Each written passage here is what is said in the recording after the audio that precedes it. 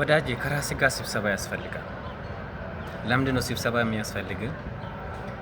ስኬታማ ሆናለሁ፣ አድጋለሁ፣ ነገ ያን ትልቁ ቦታ ደርሳለሁ ብለህ ያሰብከው ነገር ከራስ ጋር አሁን ስብሰባ መቀመጥ አለብህ። ለስኬት ስትል ለምን እግሮቼ ወዴት እየሄዱ ነው? አይኖቼ ወዴት እያዩ ነው? አይምሮዬ ምን እያሰበ ነው? የትላንቱ ነገር እያሰበ ነው? ዛሬውን እያሰበ ነው ወይስ ነገን እያሰበ ነው? ወይስ ትላንት የወደቅኩባቸው መንገዶች የወደቅኩባቸው ቦታዎች ነው ያለው? አይምሮዬ ምን እያሰበ ነው?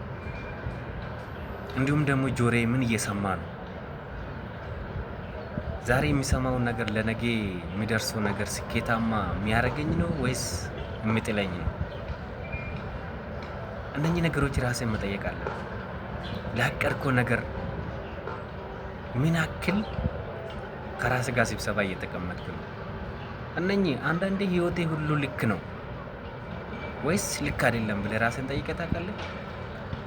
በእውነት እየተጓዝኩ ያለው በህይወቴ ላይ ሁሉ ነገሮች ልክ ነው ወይስ ልክ አይደለም?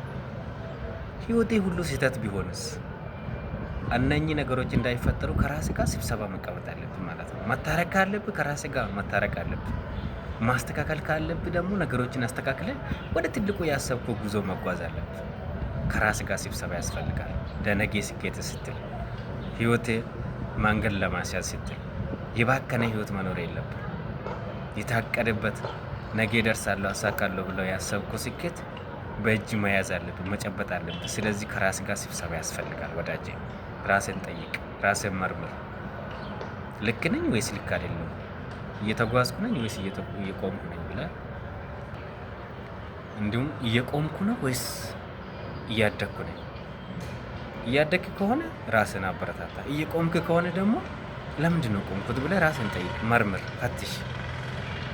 ስኬት ይገባል፣ ስኬት ይገባሻል።